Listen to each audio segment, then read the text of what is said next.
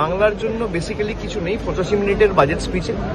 আপনি দেখবেন একটা নিমান্স ইনস্টিটিউট করার কথা বলা হয়েছে, সেটা একটা এক্সট্রা, যেমন ব্যাঙ্গালোরে নিমান্স রয়েছে, আরও এক্সট্রা দুটো নিমান্সের কথা বলা হয়েছে। একটা করা হচ্ছে আসামে, একটা করা হচ্ছে ঝাড়খণ্ডে। বাংলার একদিকে ঝাড়খণ্ড, একদিকে আসাম। ইস্টে আপনার হচ্ছে আসাম আর ওয়েস্টে হচ্ছে ঝাড়খণ্ড।